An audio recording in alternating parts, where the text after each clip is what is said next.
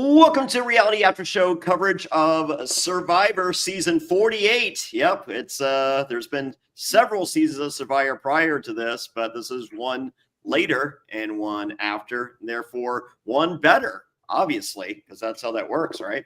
So it's Season 48, and sure, I'll be sprinkling in spoilers for Season 50 because I'm here to blow shit up. I'm Jonny Fairplay. I'm joined by executive producer Bobby Goodsby from the Reality After Show Network, and also Karen Kay. She is the graphic designer here at Reality After Show, and we have tons of opinions, and they are all just opinions. So I usually forget to state this early on, but yes, we will be doing a cast assessment. We are trying to make comedy. Comedy's hard, folks. So we may be picking having fun or just saying things out of nowhere because we really don't know anything about any of these people. I'm sure in real life they are absolutely wonderful human beings. So once again, at the end of the day, folks, we're just having fun. We should have winner picks. We should have first boot picks. We should have early merge picks. I don't have the bios on any of these people, so this should be interesting. Hopefully, Bobby and Karen has come prepared. I totally just thought about that. But I will bring up the screen with their pictures. And with that, and I guess I should mention, so season 48, it premieres this Wednesday night. That's right, 2 days away. I'm going to be in Norwalk, Connecticut. Woo, that's right. It's me and Richard Hatch, the legend, the first winner. He was on season 1 of Survivor, for those that don't know, and again on season 8. Didn't win that one, won the first one. So me and Richard Hatch will be in Norwalk, Connecticut, and get your tickets right now at besttriviaever.com. That's besttriviaever.com. March 9th, I'm going to be at Boca Raton Wrestling. Get tickets at BocaRatonWrestling.com. And then the 16th and 17th of March, I will be in Sydney and Melbourne, Australia, hosting Australian Survivor watch parties. And so for those, go to SurvivorTix.com, SurvivorTix.com. Oh, that is a whole lot. But with that, let us go now to the cast of season 48. Hey, there's me and Matt Bischoff. Let's see if we can get Matt Bischoff. All right. Okay, and boom. Starting out first on the Orange Tribe. Who's to say the names of any of these? Oh, I guess I should mention this. Allegedly, a male and female from season 48 will be on season 50. So interesting. Someone does something. Interesting. Yeah, because remember the rumor and innuendo started by Jeff Probst that at least one person, and probably just one person from season 47, would be on season 50. And it's just like, okay, well, that's probably the last person from the new era that could be cast for season 50. Nope. We have season 38 with 2 alleged representatives, a guy and a gal. So I don't know if it's David, just randomly threw that out there. David is 39 years old from Buena Park, California. He is a stunt performer. This guy looks like he works the Indiana Jones ride. And he has muscles. What does anyone know more about David? Well, he describes himself as passionate, daring, and curious. Oh. I'm going to leave that one alone. And yeah, I would have guessed curious on David. He says he's compared a lot to Jonathan Young, but oh wow, he doesn't think he would be like any other player so far, except Jonathan Young. Does Yeah, it apparently. told him? Okay. Yeah, from what I've watched on his back videos about, he's basically a stunt performer. I've seen that he loves chocolate milk, and chocolate milk is a huge part of his diet. That's what I do like chocolate muscle. milk, so he just went up a bit. This guy does seem to have a little cockiness to him. Only seems like he thinks he's the cream of the crop, that everyone out there is going to be intimidated by him, but also seems to know the least about Survivor compared to the rest of the cast from what I've seen.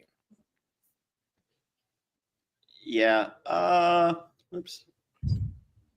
I see David as post-merge. We've seen in the new era that players with strength aren't targeted like they have been in days past. However, not target. It's just like, hey, we got to get them out before the merge, before they go on a individual immunity run, because we've realized over the years that individual immunity, once it comes to individual, is carnival games and not just pure strength. I think he makes the merge, but is targeted immediately thereafter. So I think post merge, but that's where the story ends for young/old 39-year-old David. I don't.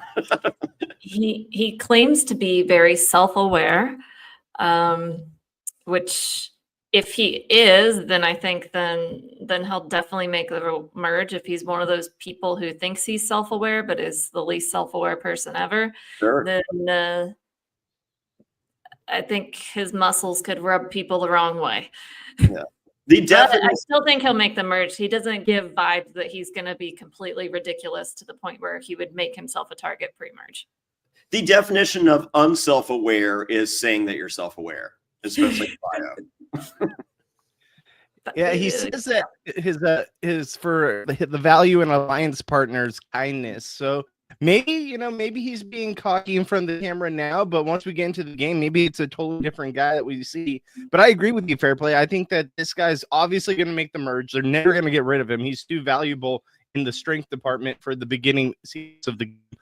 But how will he develop relationships out there on the island to get him past the second part of the game where it is all individual and he's going to be a massive up there? So I think, it could go either he makes good relationships and lasts a little longer than we think, but I don't know about getting to the end. I think it's going to be a big challenge for him to get to the end. Yeah, no. And he also looks like a low budget Sylvester Stallone. So we got that. All right. So yeah, I think we're all post merge. All right. Yeah. All right. Next is Kyle, 31 years old, Brooklyn, New York. He's an attorney. Don't worry, he won't tell anyone. Or will he? What do we know about Kyle? What do we know about Kyle? That's a great question. Let me pull up Kyle. I have to find him on my list. Okay. So he is fun, crafty, and social. Sure. He identifies with Davy and Jay. All right. I like Davy. Jay, I guess Jay from Millennials versus Gen X. One of his pet, Jay from, one of his pet peeves is styrofoam.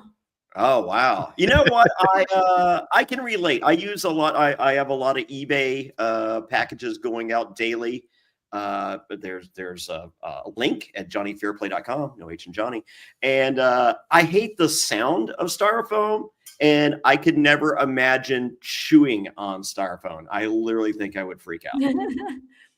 Okay, so from what I'm seeing, so he is an attorney, so he has to interact with people from many different backgrounds and environments. He doesn't have to. He could be a rich asshole attorney, and he doesn't have to deal with anything but rich assholes. So he thinks that will help him. Yeah. Like Eliza, she is not a rich asshole attorney, so she doesn't deal with actually, she deals with rich assholes trying to prosecute the people that she represents. The thing I've noticed about Kyle in his video is he's very soft-spoken. Very much so doesn't seem to give away too much of his game in the videos. He kind of, for me, he feels like someone that could kind of blend in the background. Maybe it's the fact that he's an attorney and maybe he doesn't want to give. I'm not sure if he's wanting to give that information away. We see a lot of attorneys come on this game and they don't want to tell people that they're an attorney for whatever reason. Yeah, don't let them know that you're in yet another broke attorney. Now, I don't know if that's the case with Kyle. I didn't remember seeing that. But maybe he is trying to blend in the background. I'm not sure. The name Orange Tribe is Siva, just in case you guys are curious. Oh, Sativia, the artificial sweetener. and also on Breaking Bad, how they got rid of that girl. It's different podcast, guys. I don't know. I don't know. Kyle looks nice enough.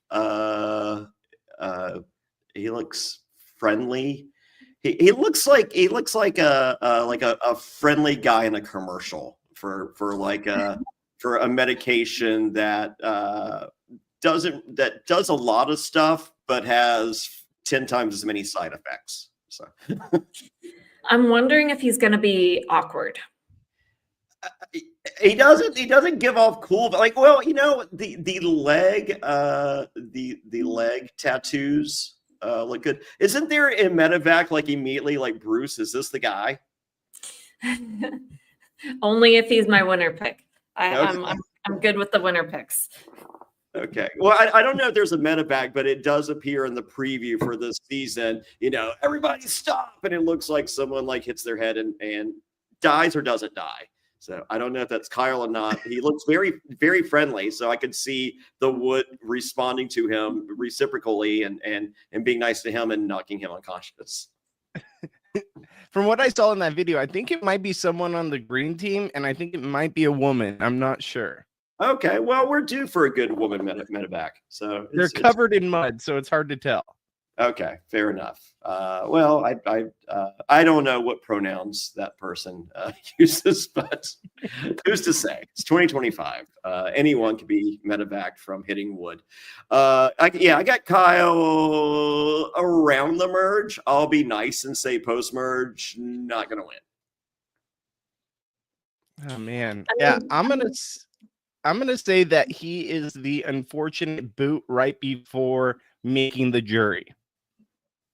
But post-merge. Post-merge, but pre-jury. Okay, that's fine. I think he's going to be pre-merge, but I don't think he's necessarily going to deserve it. All right. So Kyle has just won the game is basically what Karen said. And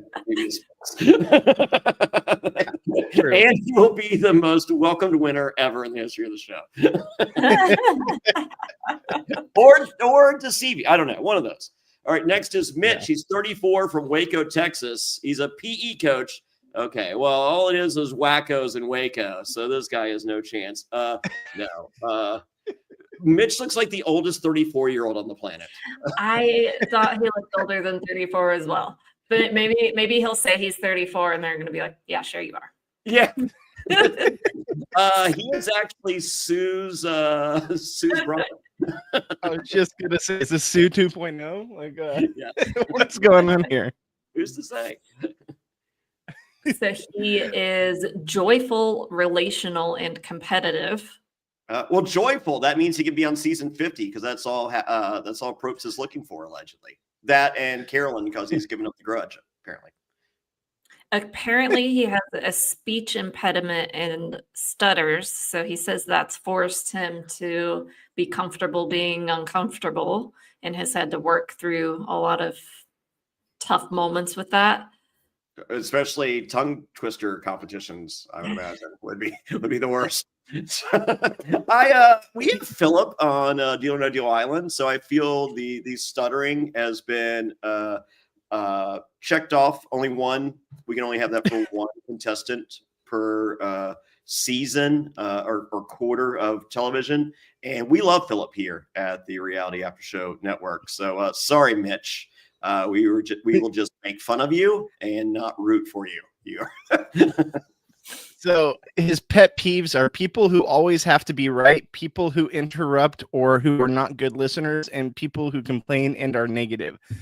He would hate Jonny Fairplay, wouldn't he? When he said people who always have to be right, I was like, oh my gosh, I would not last out there with him, because ask my wife, if I know I'm right about something, I will fight tooth and nail because I know that I'm right about something. Sure. Like it drives me nuts. Not everyone can win Survivor, folks, and as a result, Mitch just drew the short straw of the first three people with me. So I'm going pre-merge Mitch, and I feel his stutter will be delightful. We will all love it at home. I agree. I'm going pre-merge as well. I'm gonna go post-merge because I think he's gonna be fun. And people like fun people. Yeah, I feel like his definition of fun and mine are completely different. Hey, who wants to lube up and read Bible studies? Oh, what? Why is the lube necessary? All right. Next is Charity. She's 34, St. Petersburg, Florida. She's a flight attendant. Wow, she could work for Sue because Sue has her own flight. Oh, no, I guess Sue doesn't own an airline. You know, she could work for a good friend, the old codger, Jerry. So, Charity, when you're done with this, move to Australia and wear cute outfits, and Jerry will hire you because he likes outfits. She is bold, fun, and loyal. Well, nothing's as bold as wearing a romper when you're 34. So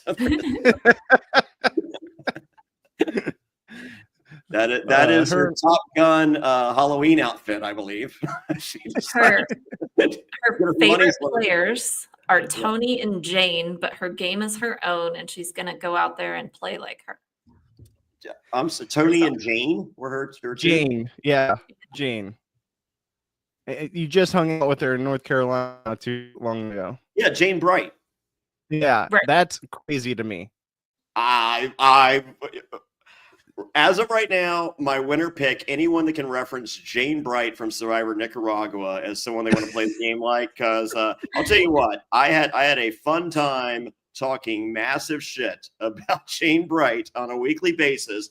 Met her, fell in love. She is the best.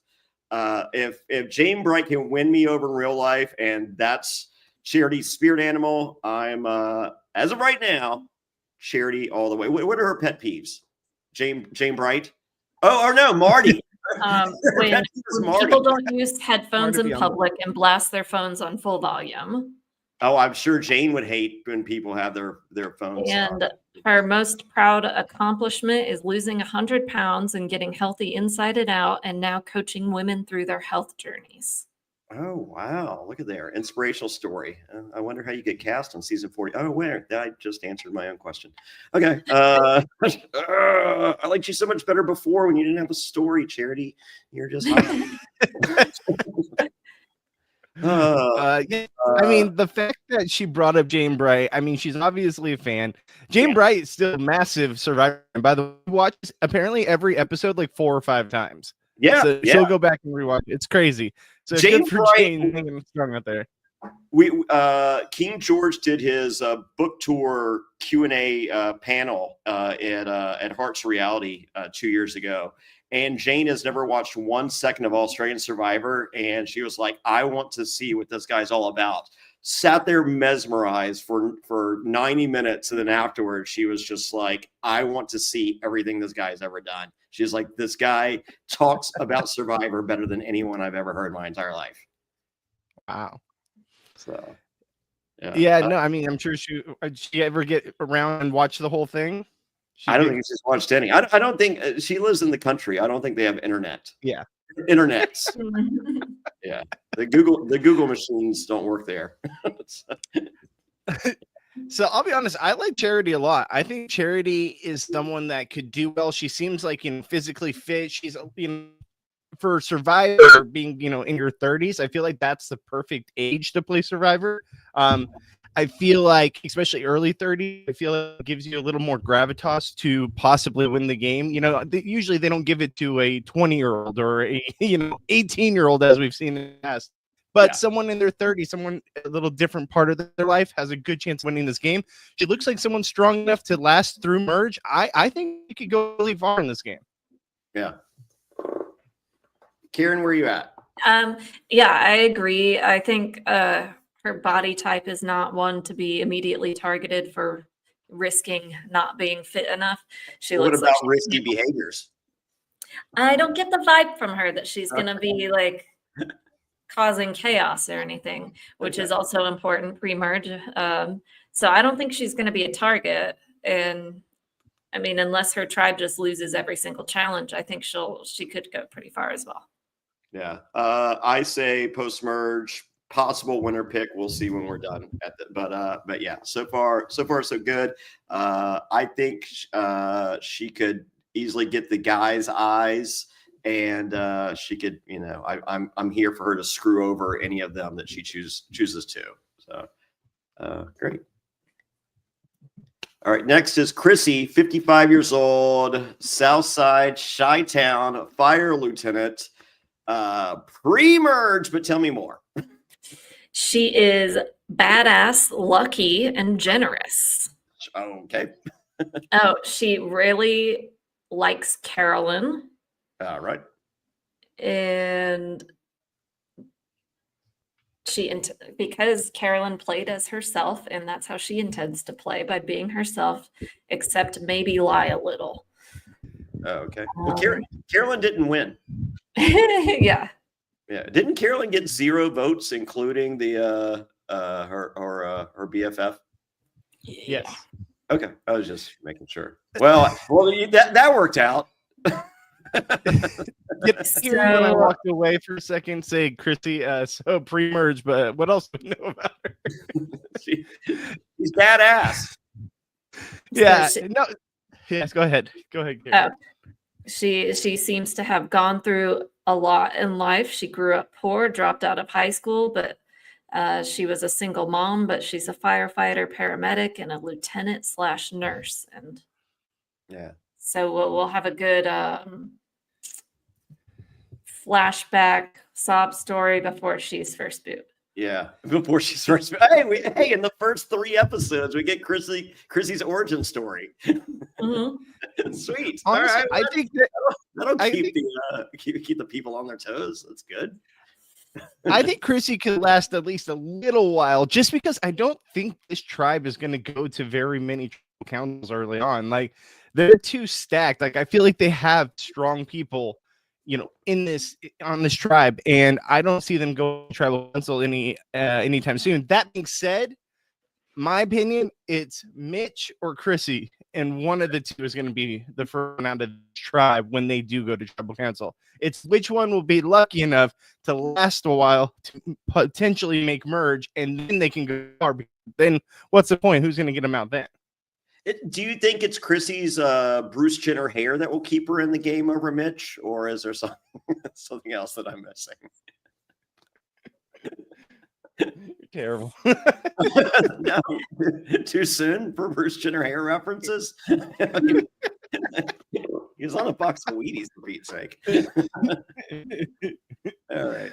Yeah, pre-merge. Are we all in agreement? Pre-merge. But we should agree, Chrissy, and you can buy any of us a beer when you see us out. It's fine. I'll say merge. Okay. All right. We're good. Next. Yep. Kamilla. She is 31 from Toronto. Oh my God, these fucking Canadians. I'm over it. Toronto/Foster City, California. Canada's fine. I'm just make your own fucking Survivor. Oh yeah, they have one. So fucking do that. She's a software engineer. Yeah, I'm just over the fucking Canada of it all.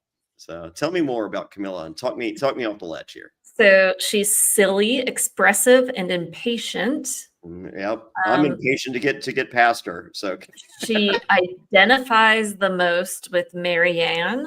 Oh, there we have it. she wants to play like Tony, but thinks she'll end up playing like Erica. Okay. Wow. Can I vote someone off the island? Will the fans' power for season 50 begin with a fan vote to vote out at tribal anyone? And can we start with Kamilla?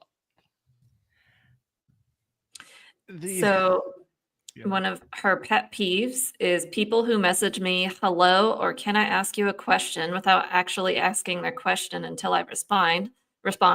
Every time this happens, I lose a year off my life. I'm dead now. I agree with her on Hold that. on. Wait, I got 1 second. I am just looking up Kamilla. So you can message her, hi, how are you? Nothing else. No, what does she hate? Oh, just saying like, hi, can I ask you a question? But you have to. What's her last name? Respond. Her last name? Yeah, you try, Bobby. Yep. Karthagesu. All right. And I probably botched that, but it's Karthigesu. While you do that, let me say, I take everything back about what I said about Karen. This is the first boot. This is 100% the first boot of this tribe, and it's not even close. I remember now watching her video and being like, oh my God, she just doesn't stop. Like, she's just like an Energizer bunny. Like, just continue to talk. Look, if you look at her description, right? Her description right here on this page, every single question is full paragraph. No one else's is a paragraph. So clearly she's a talker. She just keeps going. I think that Marianne comparison for her, because what did we see with Marianne? Besides the fact that Marianne won, good for her, she just kept talking and she really annoyed people early on. She got lucky. Her tribe was so strong that they didn't go to tribal council as many times as they did early on. She probably would have gone. I think that if they lose one, and the fact that she's the smallest person out there, I think this could be the first move of the tribe.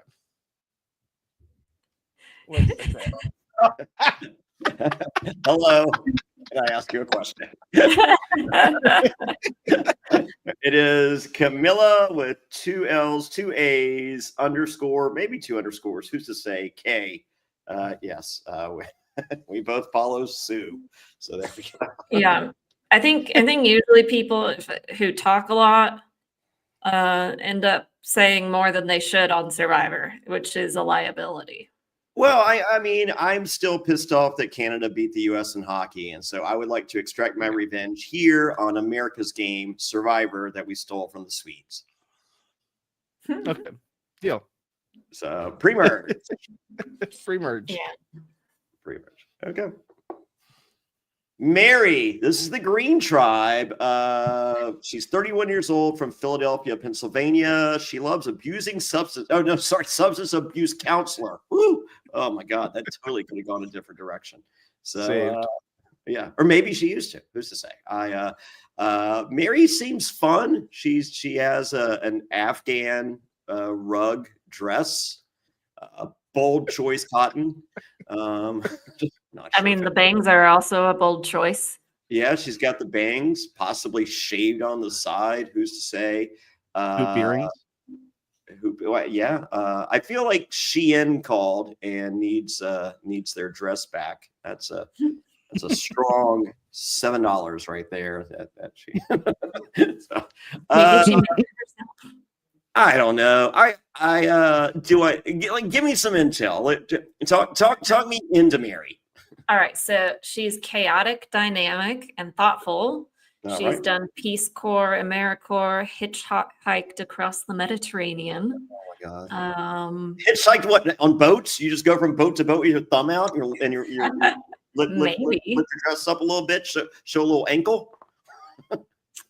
One of her favorite hobbies is tarot card reading. So that should be enough right there, Johnny.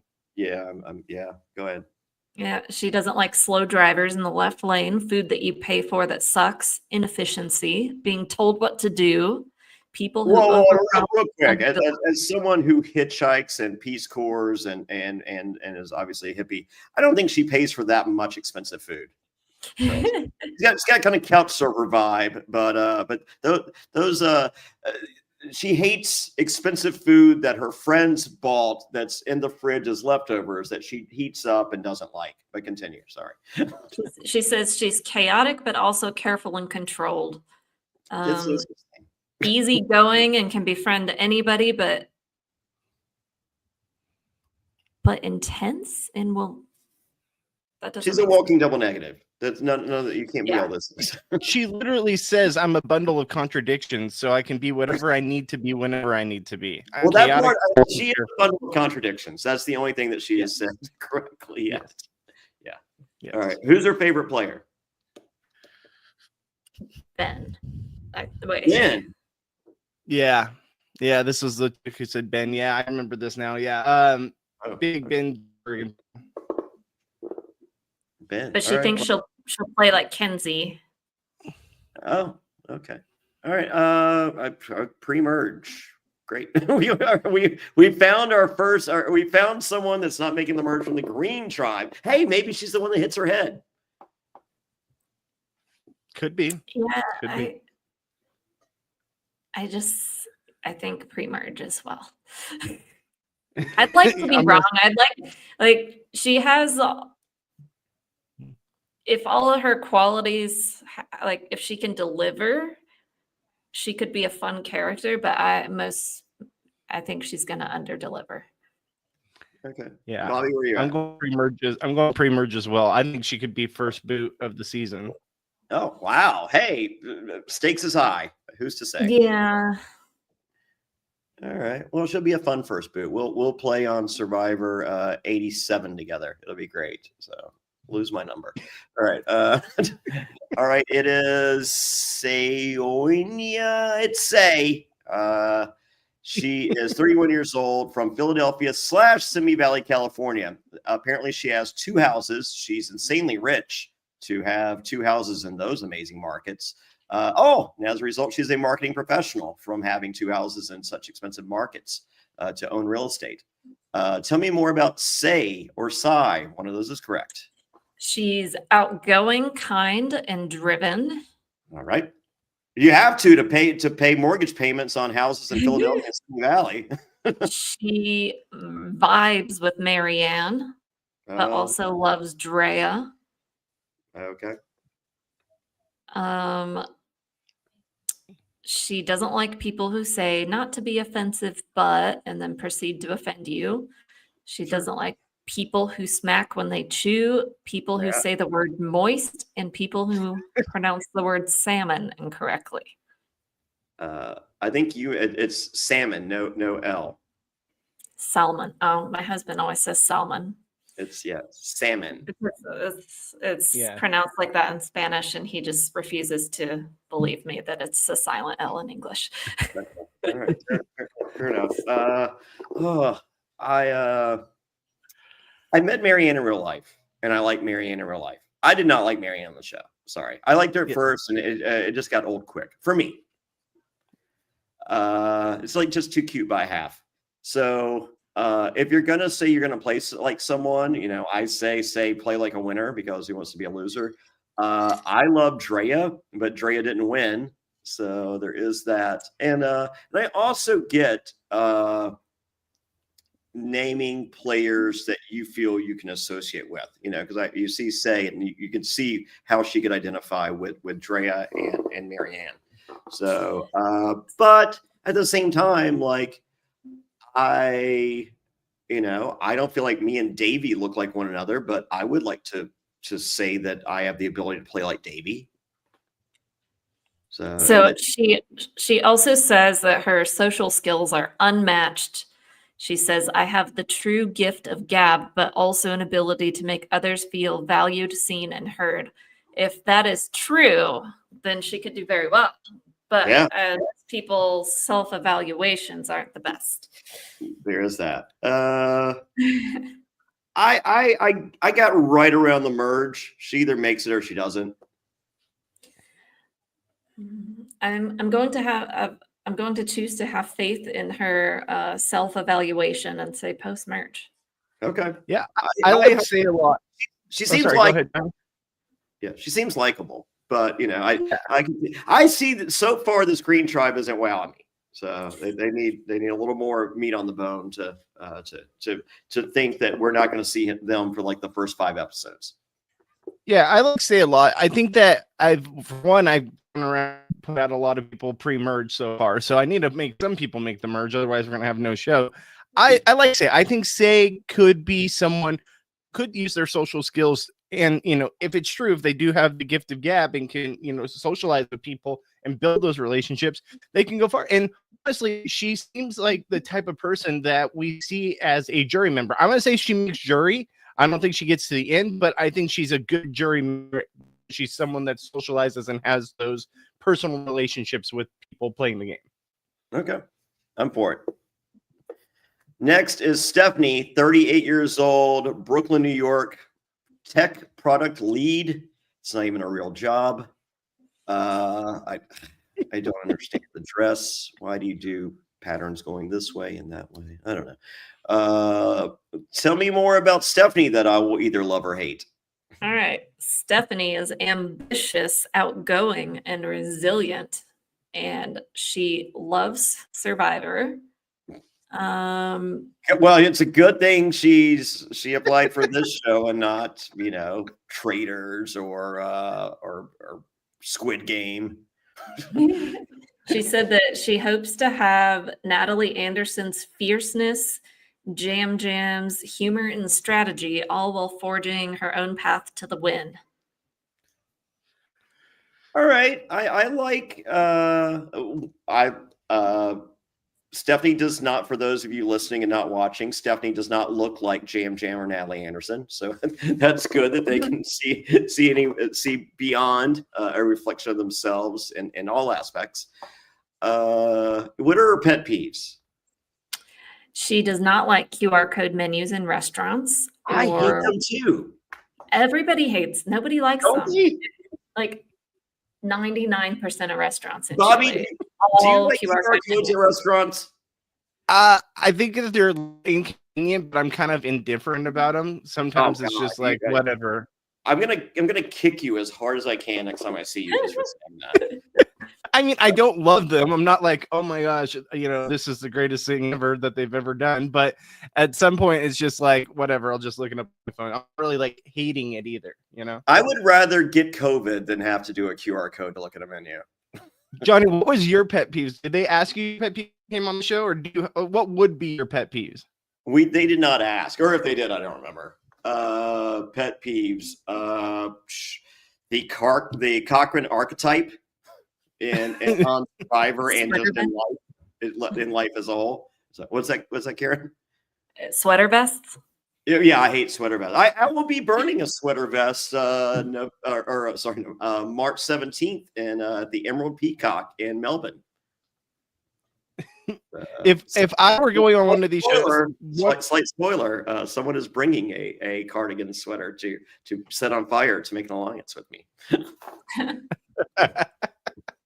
I will say this: if I were on the show and then my pet peeves, my number one pet peeve, and it's not even close, is people that don't walk on the moving escalator, so like at airports, when they just stand there, and the whole point is to walk faster, and then stand there because they don't have to walk, and this thing's going to slowly do this, even though it's slower than actually walking when you just stand there. It drives me nuts. Yeah, and they don't let you through. They don't let you through. You literally have to wait for them to get to the end and to walk faster. I purposely don't walk and take up the entire space and just use it as a reason to look at my phone and know that I'm not going to walk into someone. I'm going to kick you next time I see you too. Yes. I'm trying to think what. Definitely the applause at the end of a flight. I want to punch all of them in the face. So yeah, I mean, how it's been going in the world, it's not a bad thing now. Yeah, I feel it might be needed these days, but I'm still against it. Oh God, I hate so many things. Where to begin and end my list? Yeah. Oh my God. Beware advantages. That's a pet peeve of mine. Can't stand that. All right. Shitty casting on returnee seasons. That's a fucking pet. Go fuck yourself. All right. Yeah. Stephanie, you got me with your pet peeve. I do hate that. You want me over with QR codes. Makes merge, but that's it. Maybe doesn't make the jury. Yeah. I feel like, I don't know. I'm like worried she's going to be bland. Well, I mean, if that QR code discussion should carry her for at least 3 days, and what's U.S. Survivor now? What's 8 days? Yeah, it's like an allergy. I personally think that after watching her videos, She even says on the little clip that to lead up to the season that people are going to think that she'll like read your tarot cards. Really, she's led multi-million-dollar corporation projects and stuff like this. And like, she seems a little cocky. Like and from what I know, a lot of people had Stephanie's name in their mouth preseason on this cast. The vibe they got from her in Ponderosa, some of it was a mixed bag. So I personally think Stephanie could be out early, and I think she could possibly be the first one out of the green tribe. Are we saying possible Liz Wilcox vibes? Because if so, Yeah. I stand Stephanie forever. Yes, it's a great comparison. Yeah. Oh, I know what my number one pet peeve is. The fucking word cook or cooked. What? Over it. What? The word Cook or cooked. cooked? You're cooked. It's like you're fucking cooked. Oh, I think is that something young people say? Yeah, your word cooked is fucking washed. How about that? I fucking hate it. Yeah, No cap. any of those. No cap. I I hate it. hate all of them. Yeah, Mhm. I hate. Hey, another pet peeve: Kendrick Lamar. That's right. I'm old. It's fine.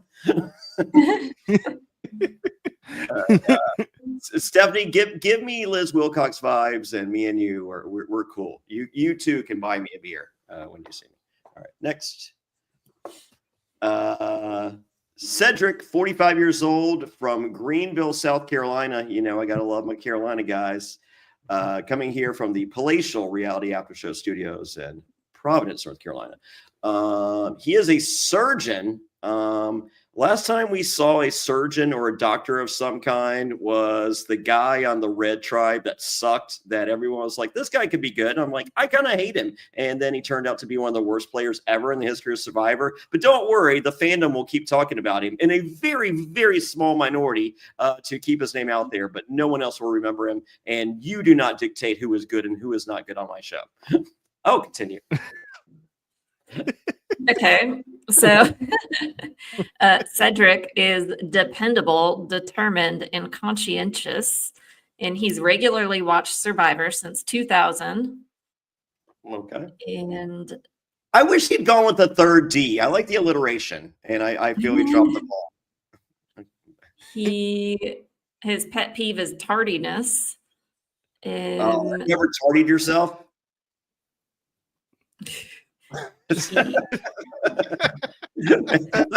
I might be thinking of a different word. Yeah, I think you are. Okay. I went to I'm thinking sharded. My biggest pet peeve is shardiness.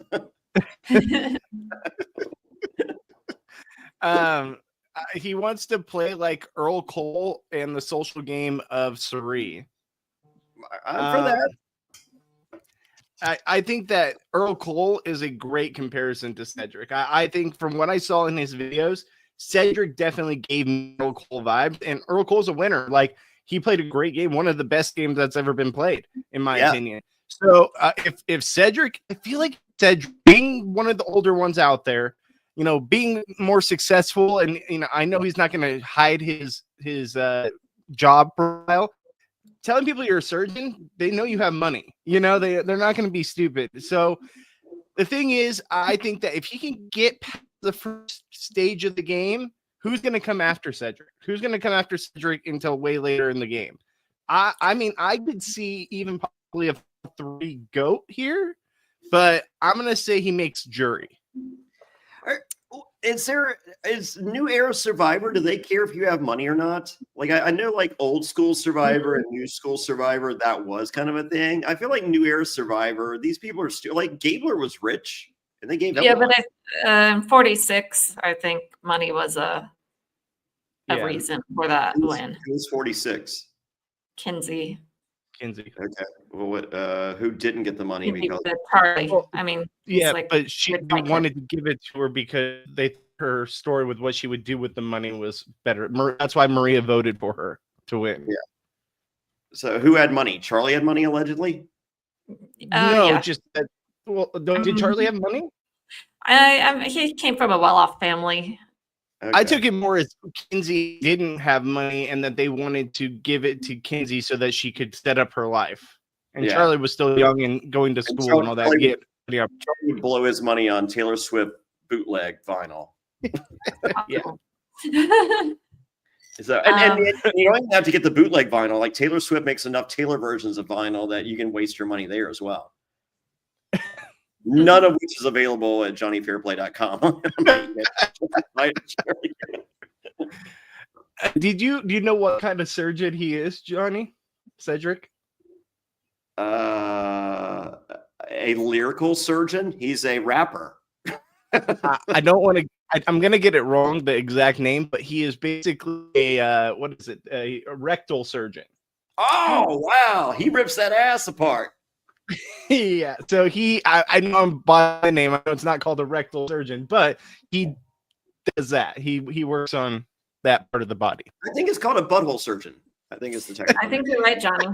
Thank you. That's exact terminology. Butthole surgeon. Butthole surgeon. He's an ass man. I could not love Cedrek anymore. I'm going possible winner pick. I think if Cedrek tells everyone he's an IT guy, I don't think that's not true. He does look like a friendly IT guy at your company. It's a colorectal surgeon, is what it's called. I'm pretty sure it's pronounced butthole surgeon, at least in Chile. Am I right, Karen? Yeah, you're right. So I think my biggest problem with Cedrek, and it's not a problem, but I think he looks like a big dork. Yeah. And I mean, I like nerds and dorks, but a 45-year-old dork is going to be 45 is the new 35, Karen. I mean, I don't think he's going to integrate well. Okay. Socially. Right. So you're an ageist. Great. I mean, I'm not personally, but people on Survivor tend to be, yes. Okay. Yeah. All right. All right. And the bad thing for him is I think his tribe could go to tribal quite a bit early on. I think they got kind of screwed, to be honest with you. If you look at their tribe and look at the other tribes with all the muscly men on those tribes, you even see it later on. Kevin, we'll get to him here in a bit. He even says, "Oh, I see all these muscly guys out here, so it should be good because one of them will be on my team." And none of those guys that he referred to are on his team. So I think this tribe could be in trouble early. Yeah. I will say, I'm rooting for Cedrek, but my faith is low. Okay. Well, I am 50 years old, and at the age of 50, you have to monitor your body, and so I need to schedule in the year 2025 of our Lord. I think that's all he's. I need to talk to Sex Dr. Mike and have him look at my dick and balls. Sex Your Dr. butthole now, right? Well, now I got a butthole guy. I'm gonna. now you got a butthole guy. Cedrek, I'm coming down. I'm going downtown, taking the. And I think he's going downtown. The Hershey Highway down to Greenville, South Carolina, and I'm gonna have Cedrek check out my butthole for me. So I love that my Survivor family can give me another 50 years on in this vessel that I call my body. You're gonna go down your Hershey Highway to get there. So good luck.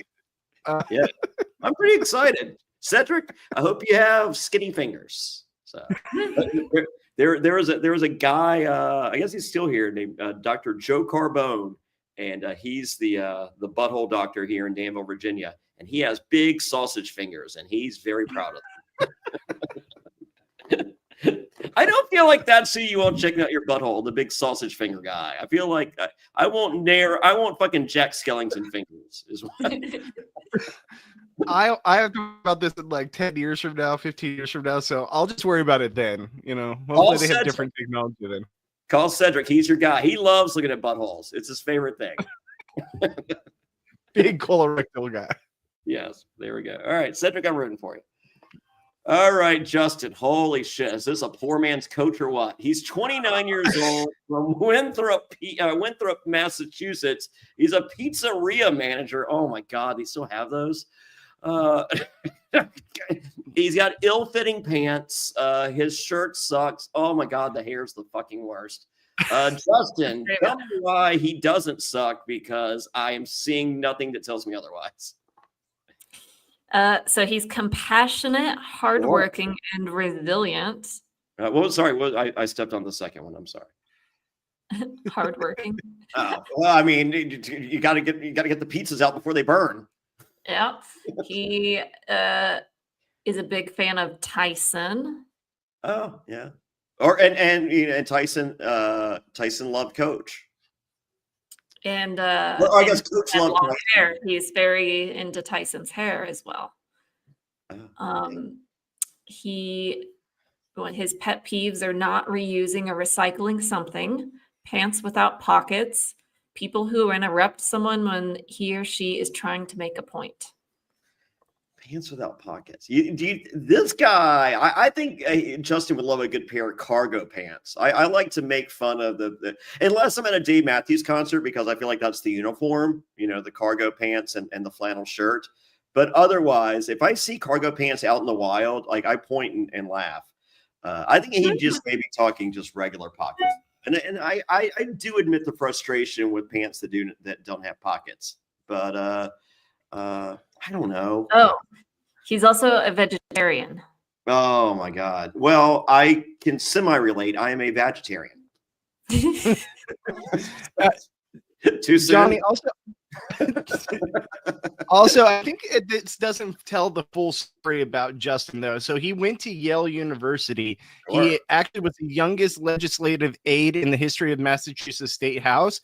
However, his mom got diagnosed with leukemia, so he quit all of that to go work at his family pizzeria and take it over so that, he could get the medical attention that she needed and take time away, and the company could still be up and running. So I think he's got a big heart. I really like Justin. Like, I'll be honest, I think Justin could go far because I think he's got, a good story. He seems compassionate and seems like someone who can build on those relationships with people from what I've seen in his interviews. He's very well spoken, but not arrogantly so. He's not one of those, Massachusetts, like, they all have the thick accent, right? Like the Boston accent, but he doesn't have one of those. Yes, that's what they're exactly. called. They're called massholes. Bonnie, you sold me on Justin. I was no, but I think I might be sold. Okay. Did he finish at Yale or no? Did he have to drop Yes, out? he was actually going to. Believe he was going to continue and get like a master's or a doctorate, but then this whole thing happened with his mom. I could be wrong on that information, but I know that he did finish, and he was the youngest legislative in Massachusetts. Okay. All right. Well, it appears as though you guys like him, so I just want to play devil's advocate. I don't feel like sitting through one or more episodes of his origin story that is made that's just there to make me cry.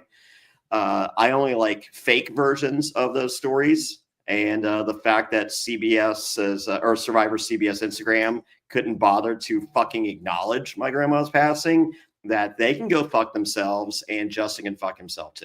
How about that? Let's just hold a personal grudge against everyone involved. Listen, you might like him now. The family restaurant, it's called Luigi's, and you're a big Luigi guy, right? I like the healthcare Luigi guy. Yes. Yeah, exactly. Yes. Snitches sleep with the McFishes. Or no, snitches sleep with the Filet-O-Fishes.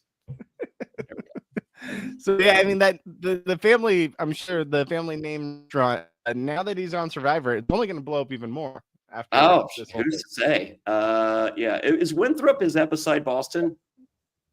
Believe so.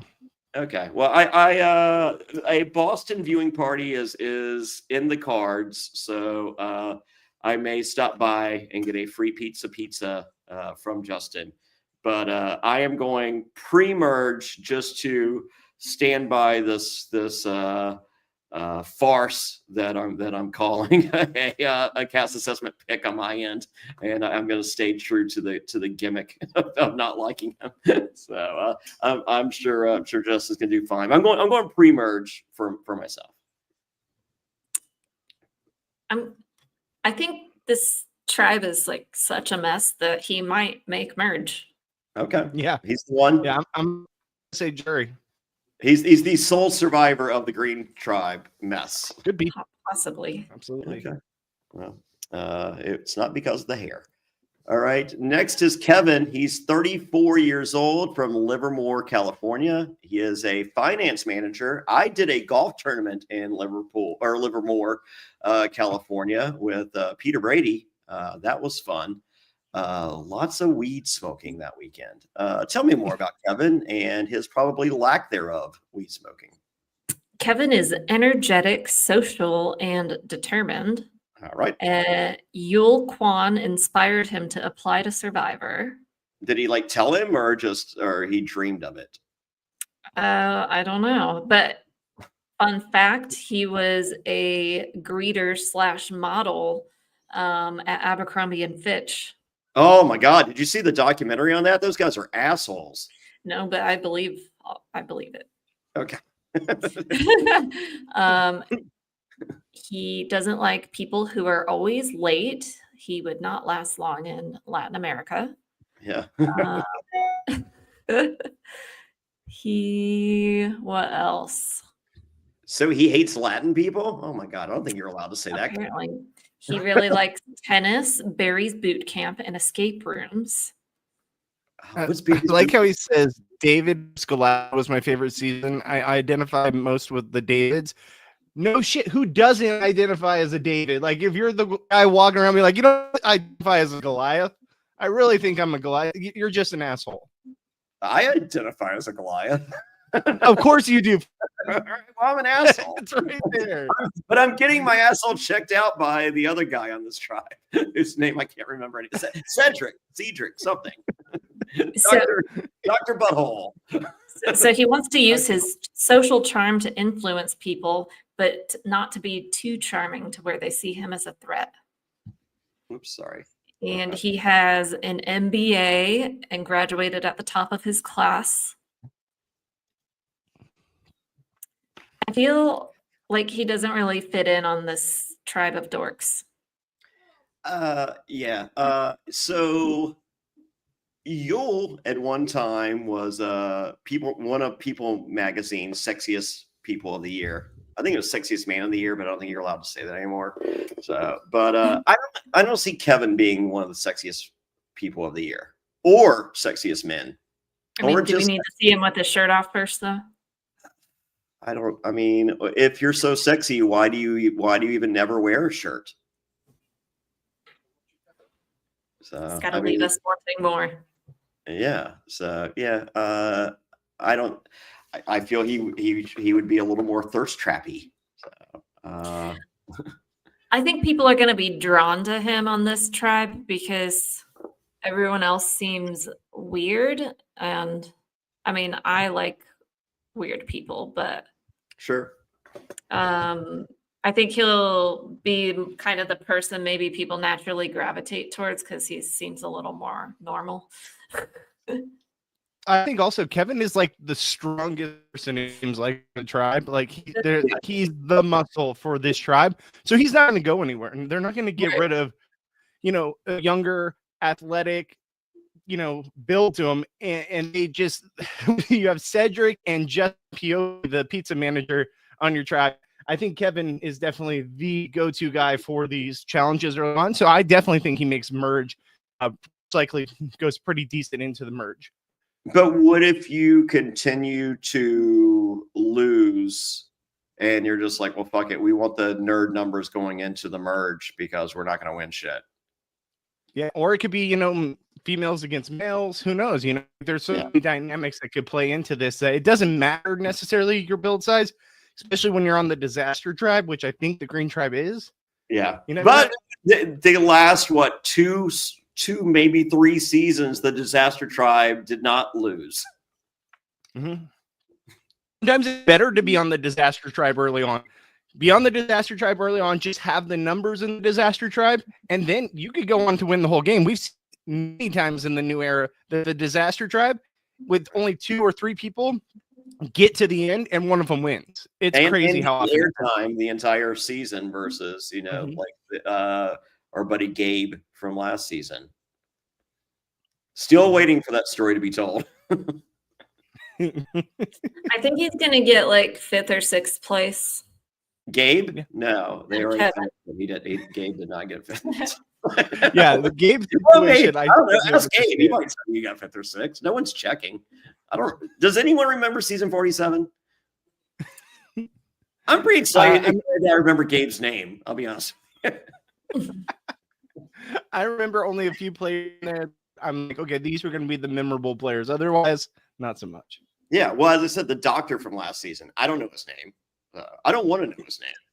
There was a doctor. Yeah, he tried to fuck over Rome, and then Rome found out, or somebody, or I don't know, whatever. Why am I blanking on who this could be? Kadash, Gaddafi. Gosh, it's only been like 2 months, and I swear that whole season is kind of like, besides Operation Italy, completely out of my head. No, pre-merge there was Rome. a guy named Rome, and then after Andy and Saul. What's Saul's that? vest. Yeah, Saul's vest. Sue. Keyshawn. Yes. I thought I liked 47. Yeah. Yeah. But maybe because I Thank you, hated so- 46 so much, I was like 47 is the best thing that's ever happened because like I hated 46. Keyshawn, Keyshawn's name has been said or referenced on this podcast more than it ever will ever again on Survivor. Ever. That's where this guy is a fucking legacy of things. Fuck you, Keyshawn. Oh, all right. Yeah. I'm gonna go. He's right around the merge. I think he makes the merge just because he's strong and I don't think the Green Tribe is going to be quite the shit show as they appear to be, but they're going to be pretty darn close to it. All right. All right. Purple Tribe. This is it. The final tribe. Okay, so we had we had a potential winner pick, right? Cedrek. Yes. For me. Yeah, Cedrek. Yeah. Okay. The All ass right. guy. Purple Tribe. This guy's name is Joe. He's 45 years old from West Sacramento, California. He's a fire captain. I believe this is the only video of any player that I've seen, and I hated this guy. Tell me more. So he is courageous, compassionate, and loving / kick-ass dad. See, if he got rid of loving, we would have had the alliteration. But no, old Joe couldn't play along with the program. See, I alliterized. He identifies most with Cody, Who's Cody? ass muncher. Cody. Cody Aswan. Oh, the fucking couch surfer. Always late with the rent. LIVIN. Peas inside in the corner. Okay, so his pet peeves are rude people, selfish people, mean people, people who tailgate / cut you off while driving, bad hugs, people who don't make eye contact, basically anything acting like a butthole. Ooh, he's bringing late Cedrek. I hate Cedrek.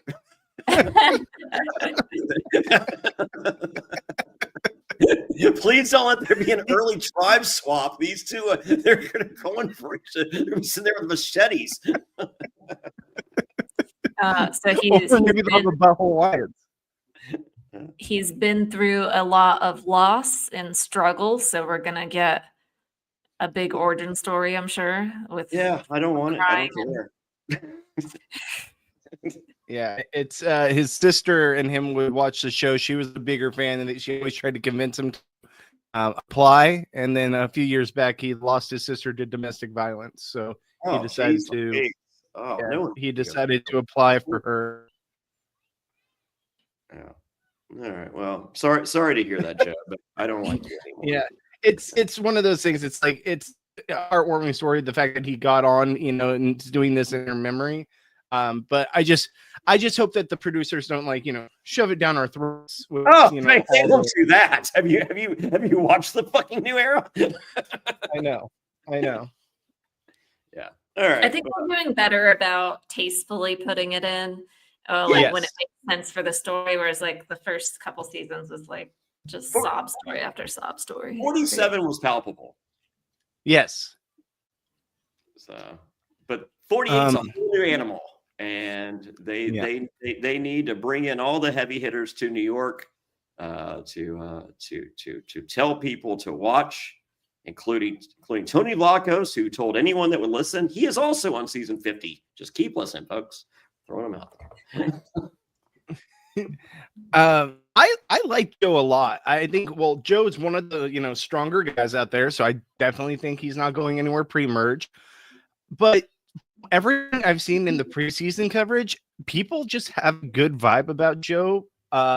In Ponderosa, they all talk about how gentle he is, and like one person even said, like, oh, when he went out to go use the restroom, he slowly closed the door so that he didn't wake anyone up in the middle of the night, and they thought that was super considerate. So I think he's already making a good impression. He seems like the kind of prick that would wash his hands after he pees. Thank you. We all sat there to say that. That was it. So I will be shaking hands all night Wednesday at Best Trivia Ever in Norwalk, Connecticut. Shameless plug. I love it. I love it. Yes. I will not be washing my hands. I will be washing my hands after I shake your hand, not after I pee. My thing's clean. I'm not dirtying it up. Well, after you see Dr. Joe, or wait, who was it? Dr. Dr. Mike. He can look at your dick. Mike, thank you. Yes, thank you. After I wipe and Cedrek checks up my butthole, I will be washing my hands then. But for a pee, no chance. I'm not sure. I'm not sure about Joe. You're not sure when to wash your hands after peeing, Karen? You're reevaluating life as we chat. Decisions. I'm gonna say Joe makes the jury. I'm gonna say Joe could possibly even make Final Three. I really do feel that way. Wow. They show him a lot too in the preview. I think he's a big like in his bio stuff. He talks about his family a lot, being a dad. I think he's not going to be able to hold back how much he loves his family and the loss that he's gone through in life, which will make it impossible to get to the end. There you go. I think he makes it far. He could be one of the two that are coming back, because we keep in mind there's supposedly a guy and a girl coming back from 48 to 50. It's got to be somebody. The previews loves this guy. I hate him. I think he does go far. I think he's post-jury, but I enjoy hate watching a player. I enjoy hate watching a player more than I like rooting for someone. So Joe, I am here to hate watch you. Denver Morgan says who gets paid to watch Fairplay? This guy, $15 an hour to sit and watch Jonny Fairplay. What job do you have, sir? And are you hiring? That was great. All right. Yeah, we'll see with Joe. I think that's a very good observation that you said there's going to be a man and a woman coming back from season 48, which kind of blows my mind. That must mean that the season's pretty good. If we're only bringing one back from 47, we all love 47. But then again, what we love and what the show loves usually is two different types of seasons. Well, we have to create a fan vote to disguise our shit casting. So, and what is that about?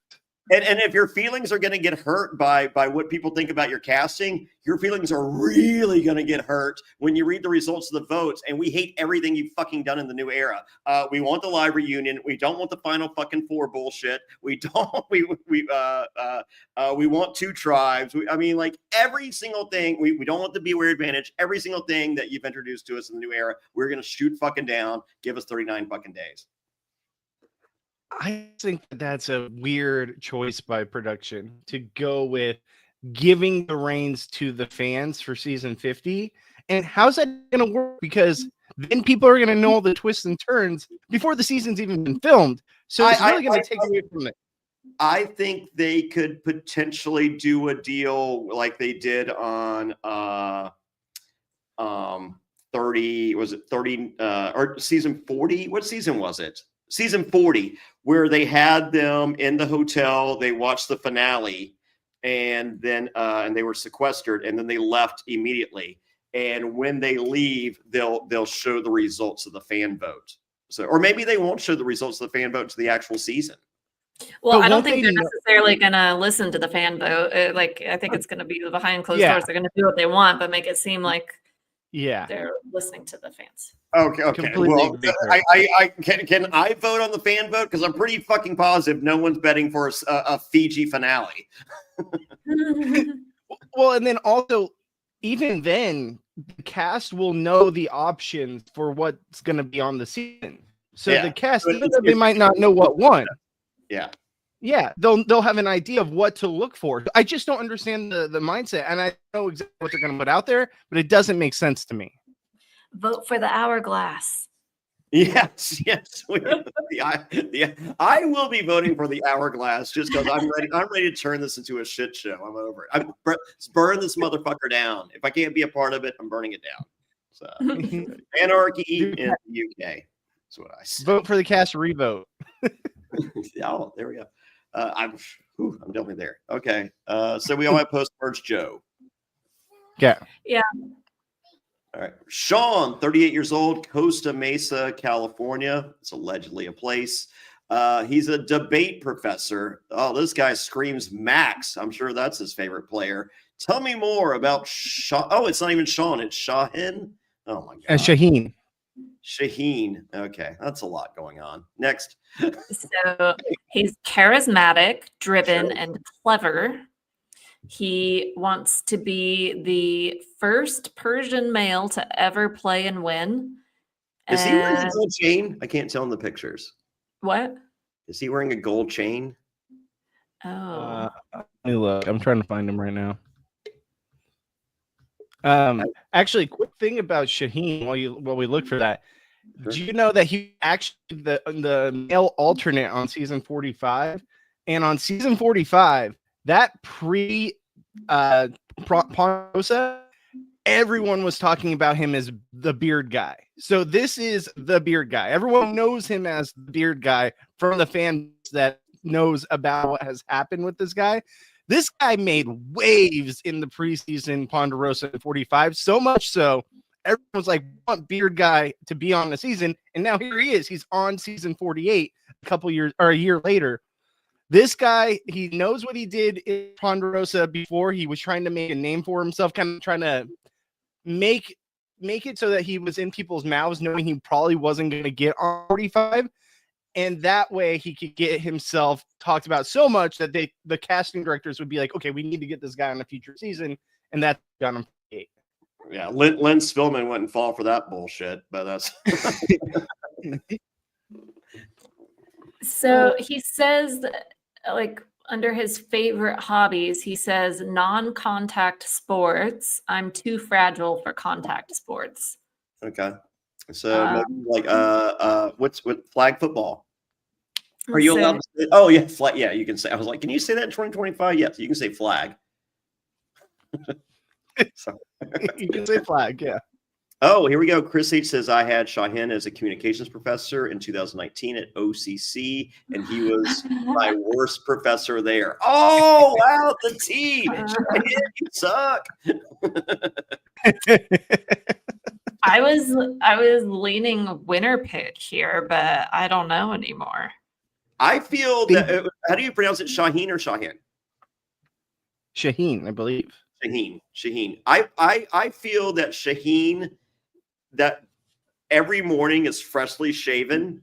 And that picture that we're looking at here for those watching at youtube.com/aftershow or survivoraftershow.com, either way, that was 1 hour after fully shaving. It's possible. He's going to have a chest like knee from Catfish. It's going to.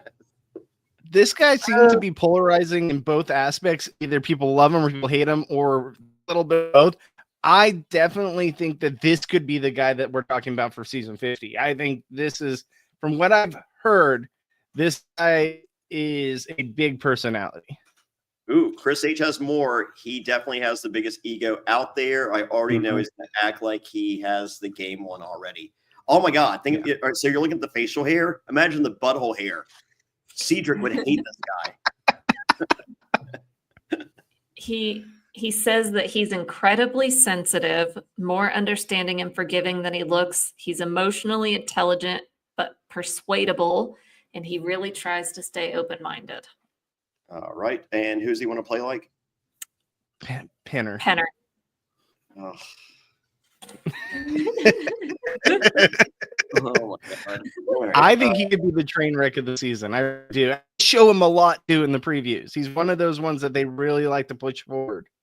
I think he's a bad guy. Hopefully, he's a bad guy I can like, because I in spite of the fact there's good guys that I hate and I want to root against. There's bad guys that I want to. I mean, like Kent on Australian Survivor Brains v Brawn. You can watch too if you're not. Go to realitypatron.com for links and then follow along. We have the free podcast.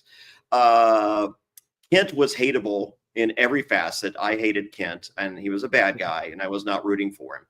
I'm hoping this guy is a bad guy that I can root for. More news from Chris H. He got upset at a student for leaving class early because their mom was sick in the hospital.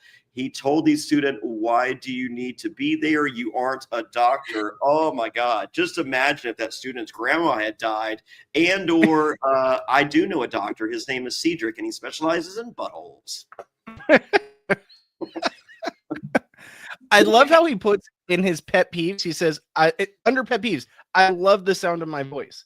That's a pet peeve, dude. Like, what? Okay, so I feel like this guy is going to make the merge, but only because he looks physically fit enough to make it there. And I don't think this tribe is going to be losing like every single. I think the Green Tribe's in trouble, guys. Yeah.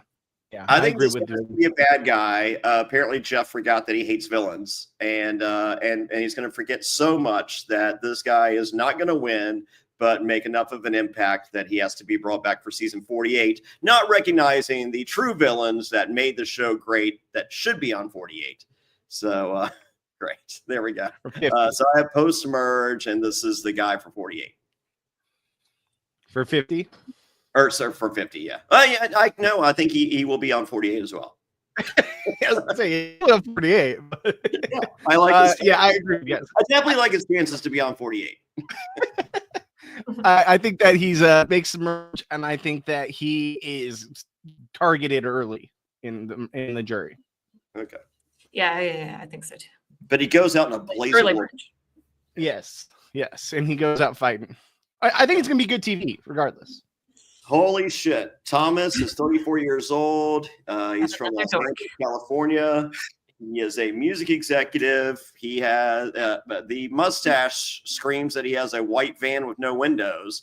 But we have seen on social media some very important celebrity music figures, most of which I am not familiar with anything they've ever done. They are actively and openly rooting for Thomas. He is outgoing, emotional, and loyal. Right. Is it just, or is there a lot of 30-year-olds in this cast? Like a lot of 30-year-olds. I like that. I think this is the best age because they actually have some life experience. But 30 to 40 is perfect. I agree, and it gives me hope because I always thought I'm aging out as Survivor. I don't mind a 50 or a 51, or at this rate, 50 fucking 2. like seriously though, like I'll be 36 on Thursday, and I'm like, I felt like I'm aging out. It's giving me hope though, for sure. I've seen you walk a quarter of a mile uphill, Bobby. You're definitely aging. Listen, I would work out. I would lose the beer belly, but I don't want to go in with not enough beer belly on there because you got to have something for the fat to keep you don't die out there. Oh, all right. Well, and we walked up barely any of that hill. Okay, listen, take me there. I guarantee I could walk all the way up. Okay, we just weren't in the right attire. All right, next time we are. So, yeah. So, if I'm not mistaken, I want to say like Ariana Grande shouted out this guy. It was some heavy hitters that shouted this guy on their Twitters. Interesting. Yeah, which says this is a beyond rich asshole that has more money than he knows what to do with, and will probably brag about it. And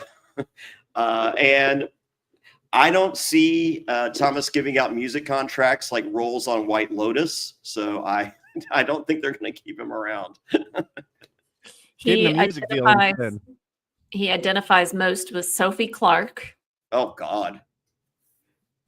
And his She pet won. peeves are being late, traffic, and losing to UCLA. Yeah. He's a His major biggest sports fanatic. sorry, his biggest inspiration is his husband Michael. Thoughtful and brave, completely unafraid to do the right thing.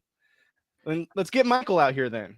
Yeah. Like, Michael sounds great. I bet he doesn't have a creepy mustache.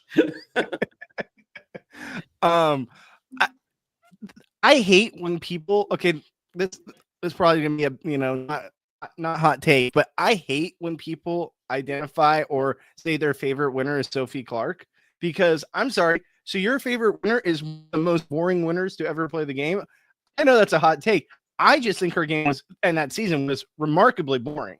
And I think she's one of the most boring players in the history of Survivor. And if production was happy with that, then shame on them as well. I hate it so much. I hate when people say, "Oh, I don't want to play." Sure, she played a very underwhelming or like under the radar game, but I did not find her game entertaining. And that I want here to watch an entertaining winner, not someone who's going to float under the radar and go up against Coach to win the game. Yeah. And didn't she steal Vesepia's spot, Queen Vesepia? So Yes, yes. But Amber did too. They both did. One of them And I know that's a hot take. Rifle spot to Queen Vesepia. Instead, she got Prices Right in the Showcase Showdown. All right. Well, at least we got Danielle on Traders, and it's almost the Danielle we wanted for 2 of the 9 episodes so far. So that's good. People are just to talk about this and Danielle. People are very all over the place on her. There's the Big Brother people that love Danielle; she can do no wrong, and then there's the Broad people that think she is the most annoying player to ever play the game. So, and rumor innuendo on Twitter X, she told Brittany that she was a traitor and said she would split the money with her if she could recruit her. Interesting. So, Interesting. Yeah. All right. Yes, Brandon Hans is in jail. We're not. That's a Q&A Yeah. at best. All right, Thomas. Pre-merge. Where are we at? Yes. Winner pick. Was that? No, I don't know. I feel like this is going to be a mess in mix of personalities. Yeah.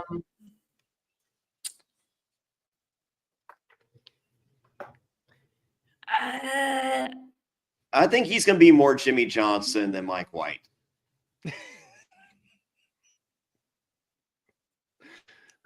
Without the name, without the name recognition at all. I'm gonna go post merge.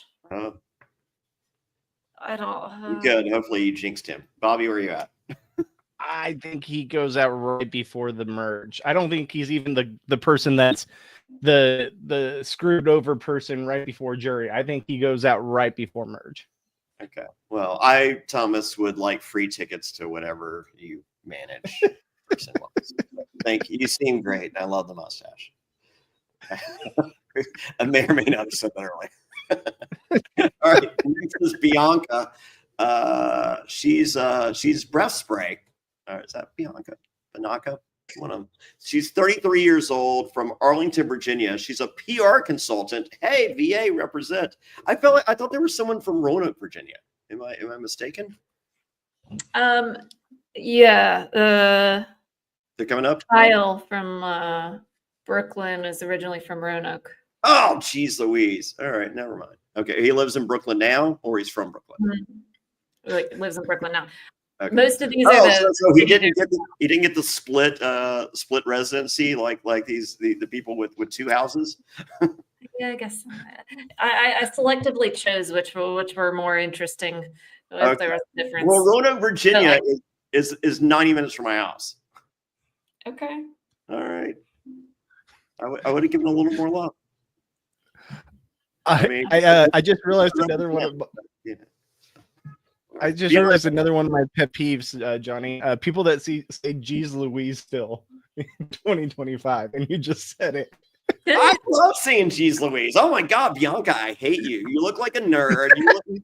You look like the basic white girl season, new era season cast person. How about that, Bianca? Jeez Louise. She is bold, friendly, and enthusiastic. Oh, as in basic white chick new era casting for season 4. Yes. Okay, great. She's a PR consultant. She's gonna PR you. Has started her own company. Oh, it's called Pumpkin Spice PR. She says that she persuades multi-million-dollar companies to work with her. She persuades people, persuades journalists to write about her clients, and she'll,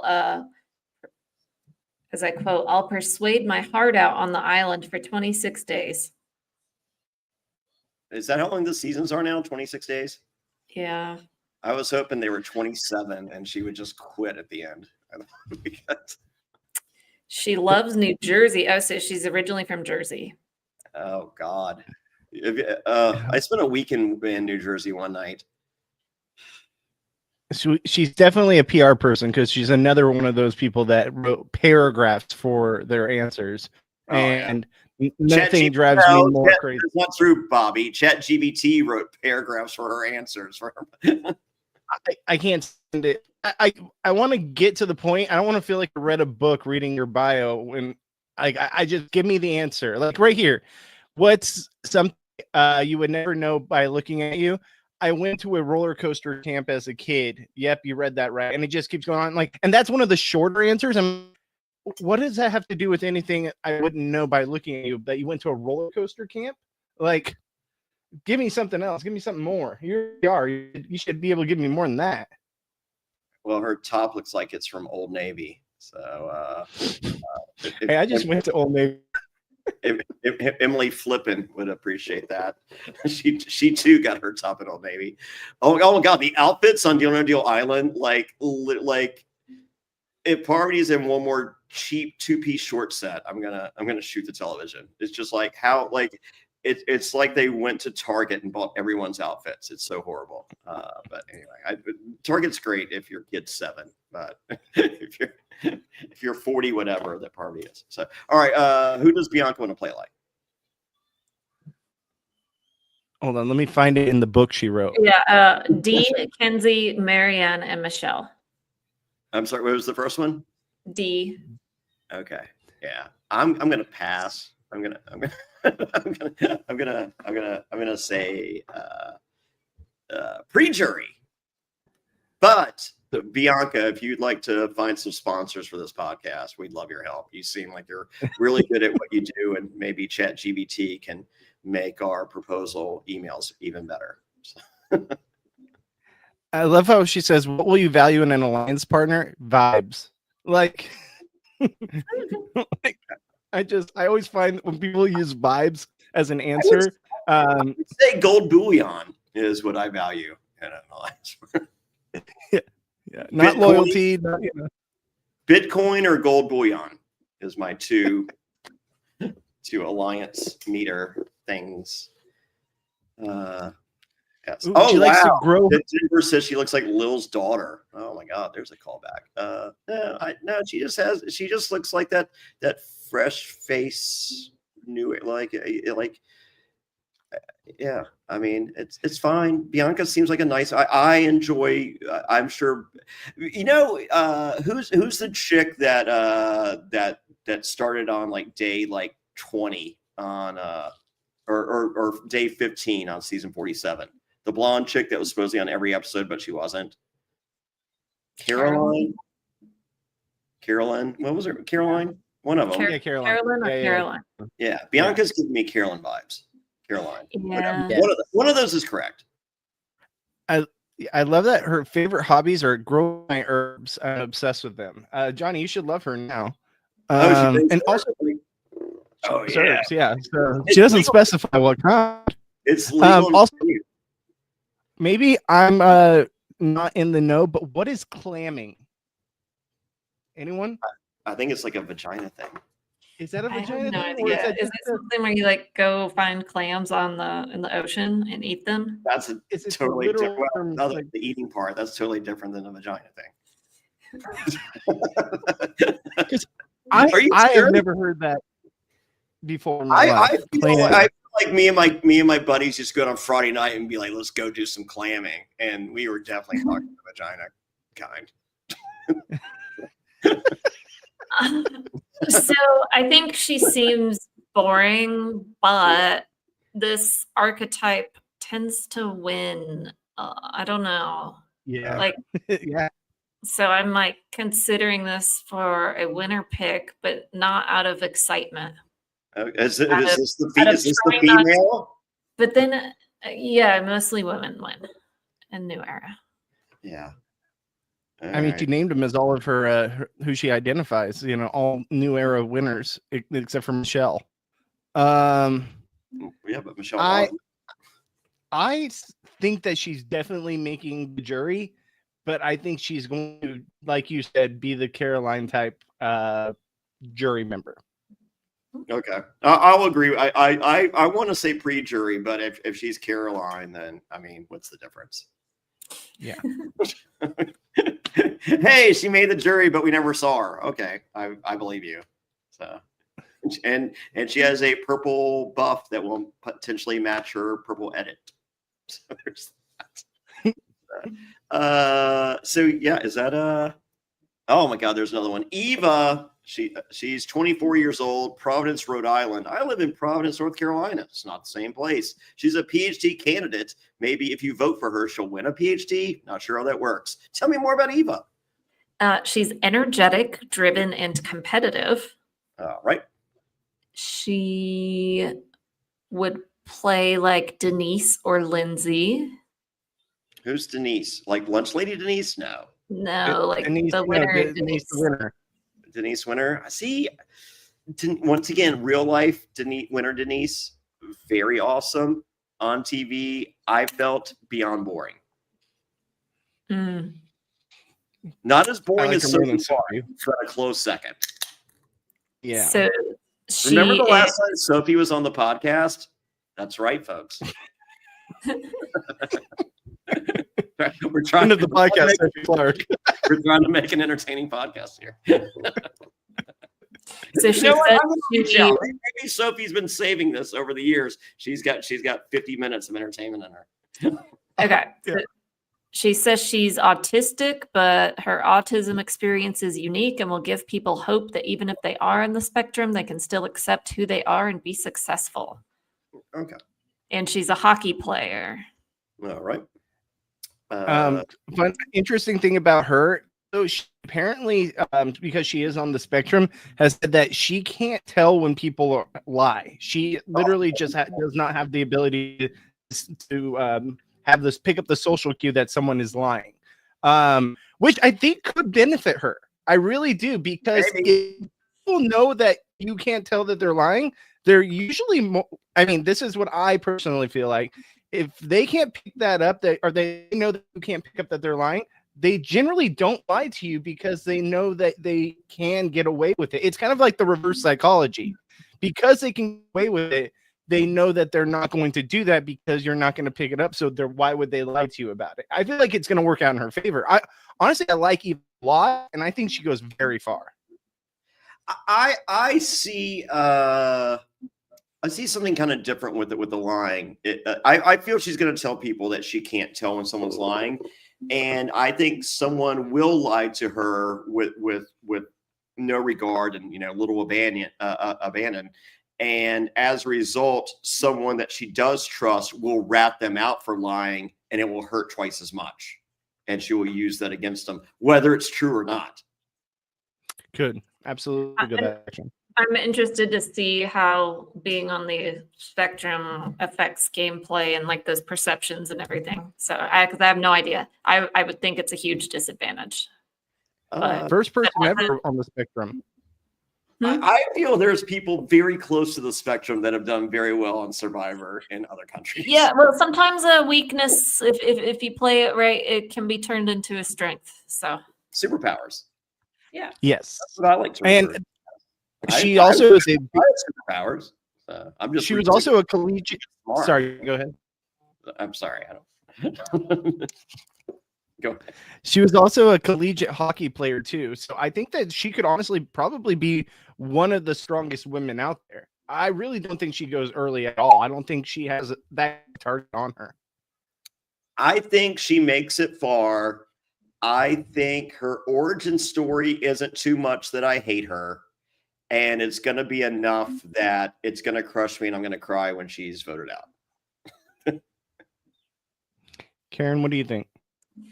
I think she might go out early if she's not able to socially connect with people. And she's younger. She's a lot younger than people too, which Yeah.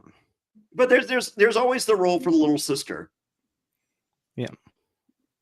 Yeah, and someone in the comments is talking about how she could potentially be a target of manipulation from Shaheen, yes, whatever. which I think bad guy could be true. But honestly, I have no idea how these people, like, this is such a weird mix of people. I have no idea how they're gonna interact or group. Yeah, I think but also I'm gonna say pre-merge. Pre-merge.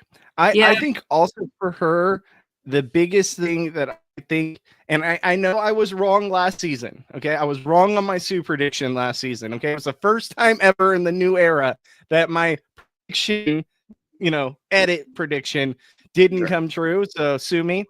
Literally, sue me. But I said because she got the winner edit from the preview, I'm making her my winner. Eva.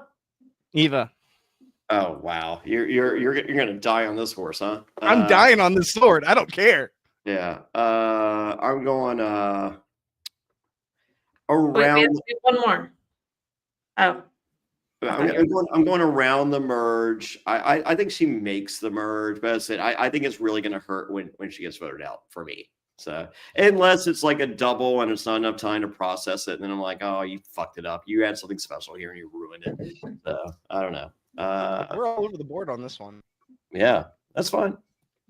Okay, next is Star, 28 years old from Monrovia, Liberia. It's not even a place. Augusta, Georgia. That is a place. It's near Atlanta, I think. Georgia's not the biggest state. Star is a sales expert and appears to be the much more masculine version of Tevin. Tell me more. Too soon? So she is hilarious, smooth, and laugh out loud funny. the exact opposite of Tevin.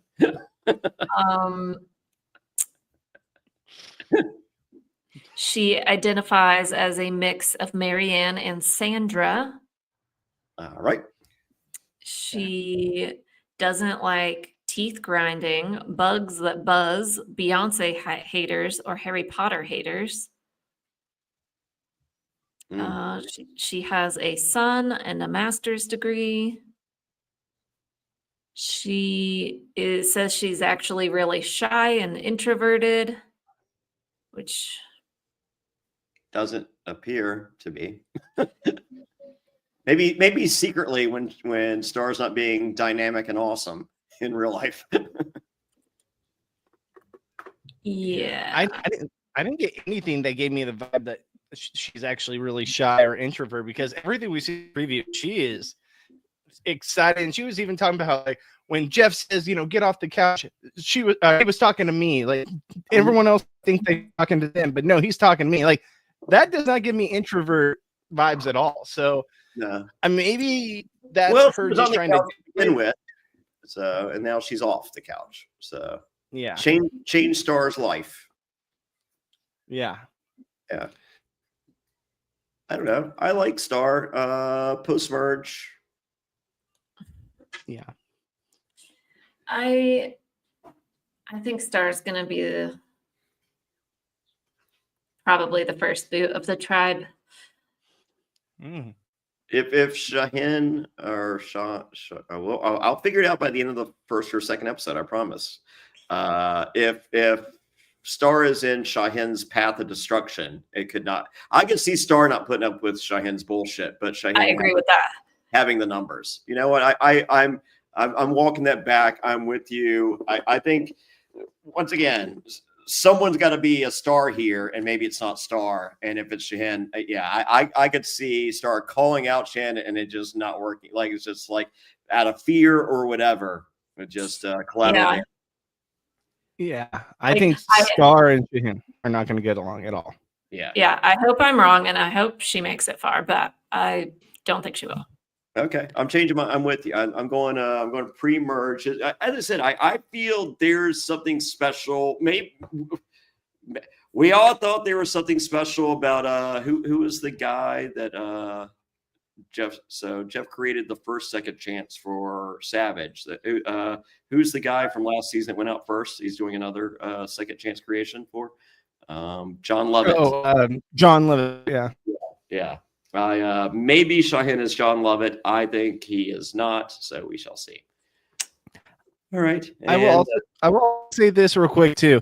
How many times are we going to get the Star reference by the show? Like right here, she says, "Why will you be a sole survivor? Because stars will align for Star." How many like Star innuendos are we going to get from the show because of the name? I mean, a lot if she lasts a while, but it's gonna be an overwhelming amount. I feel like either way, probably yes. Yeah, I'm not for it. No.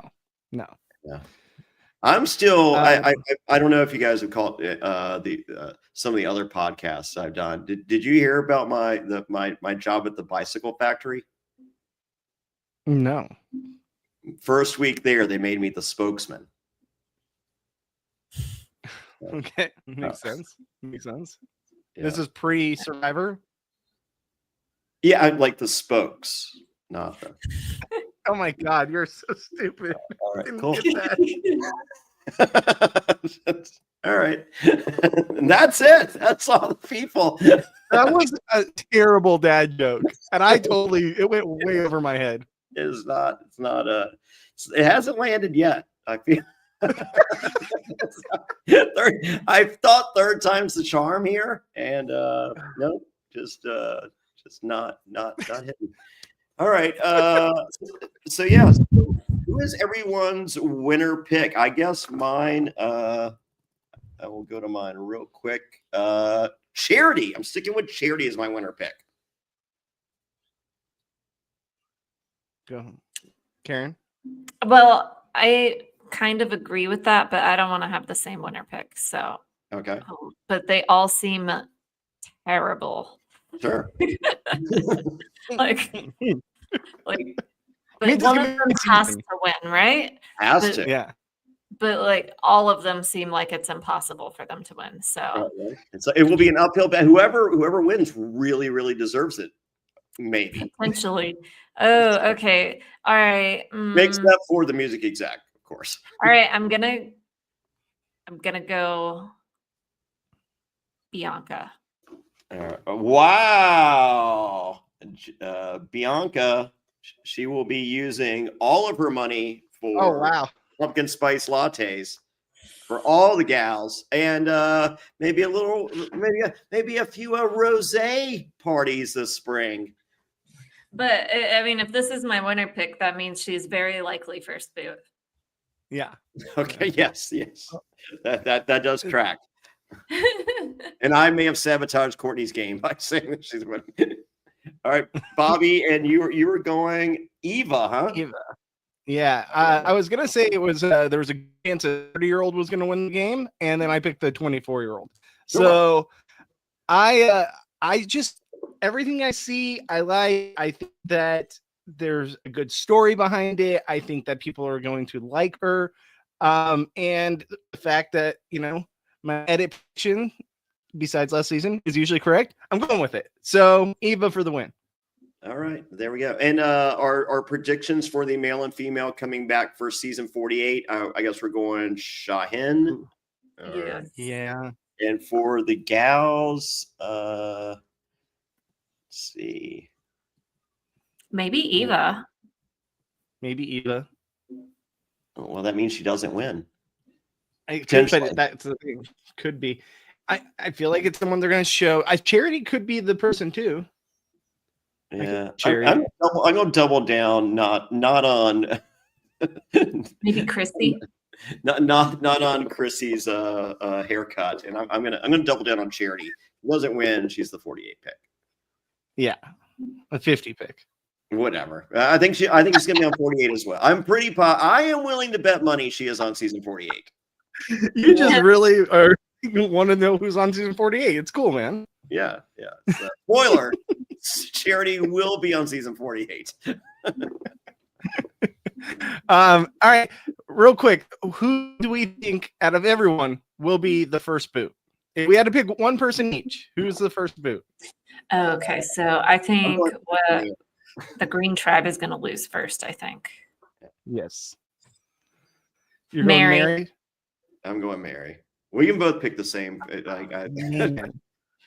Okay, hold on real quick. Let me just look at. I'm picking whoever it was that said that Sophie Clark was their winner. Who was that? Was that? It wasn't Bianca. It was a man. Oh, it was a mustache. It was Thomas. Okay, I'm going Thomas. Okay, I'm for that. I could see some John Lovettness going on there. Yeah, I thought that came into my head earlier. Okay. Yeah. So, all right, awesome. Sorry, Sophie Clark. I'm sure you're a great person.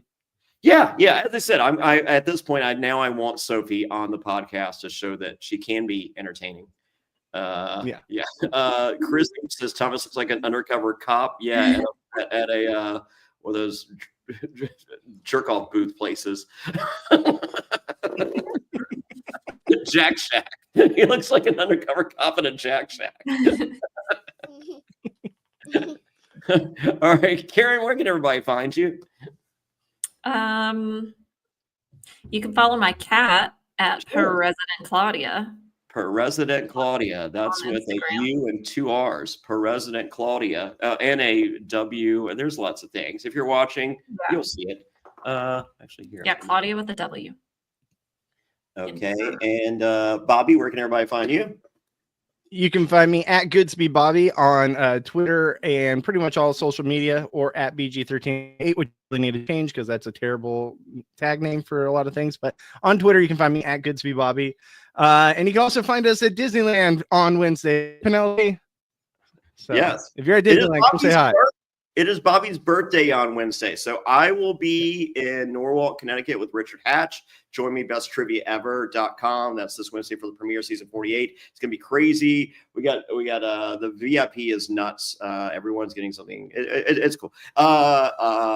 Preferred seating, meet and greet, all the things. And general admission is good too. Just come. Besttriviaever.com. And I am at Jonny Fairplay on everything. No H and Johnny. Go to johnnyfairplay.com for links. Get yourself a cameo. Holy moly, you guys have been too kind. I think I did like 8, 9, 10 cameos yesterday. That's a lot in one day. So thank you. And get some vinyl records. With every vinyl record, you get an autographed 4x6 of Jonny Fairplay. As I said, links to all my eBay auctions for all my cool stuff at johnnyfairplay.com. Links are there. And come to Australia. I'll be there. It's wonderful. Karen came last year. It's extra wonderful. I will be in Melbourne and Sydney, 16th and 17th of March. Go to survivortix.com. That's survivortix.com. Get your tickets now. And we're going to have coverage of season 48 sometime. Look, Wednesday night or Thursday morning or Thursday night. It'll be there sometime. I am finishing this and doing my fourth podcast or third podcast. I don't know. There's a lot of podcasts. I'm doing podcasts. So get ready. Of course, we have coverage of The Traders. We have coverage of Deal or Deal Island season 2. We have coverage of wrestling, wrestlingaftershow.com.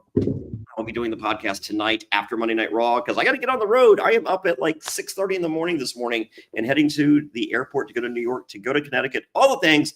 So yes, Jonny Fairplay, JonnyFairplay.com. Click the subscribe, SurvivorApShow.com, all the things. Click subscribe, share, tell your friends, leave a comment, all the things. Own the algorithm, make it awesome. And yeah, so any famous last words, guys?